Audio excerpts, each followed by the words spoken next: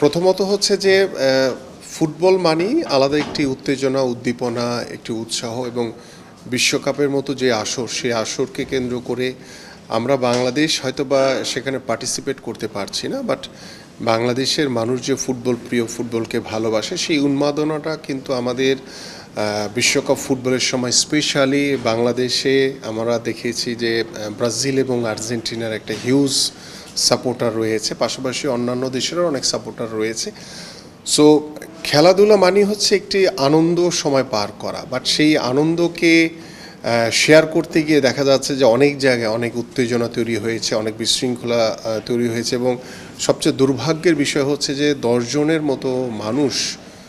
মারা গেছে। সো এই বিষয়গুলো আসলে আমরা কখনোই কামনা করি না এবং আমি আমার যারা ফুটবল প্রিয় যারা দর্শক রয়েছে, যারা ভক্ত রয়েছে, যারা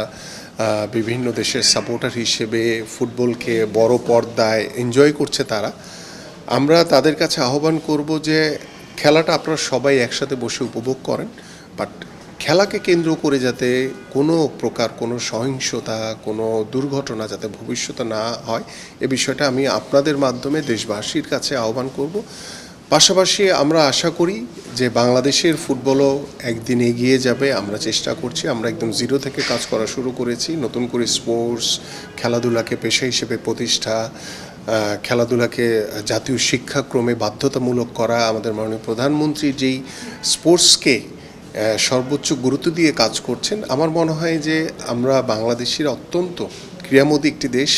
খেলাধুলাকে পছন্দ করি, এটি যাতে নিছক আনন্দর ভিতরেই যাতে সীমাবদ্ধ থাকে এবং এটিকে কেন্দ্র করে আমরা যে ঘটনাগুলো বর্তমান যে বিশ্বকাপ ফুটবলকে কেন্দ্র করে, বিশ্বকাপ ফুটবল তো দীর্ঘদিন ধরে সেই 1930 সাল থেকেই হয়ে আসছে। এবারের বিশ্বকাপে আমার কাছে মনে হয়েছে যে অন্যান্য বারের চেয়ে অনেক বেশি উত্তেজনা বিরাজ করছে এবং সহিংসতার পরিমাণও অনেক বেশি। সো এগুলো থেকে আমাদের সবারই বিরত থাকা উচিত।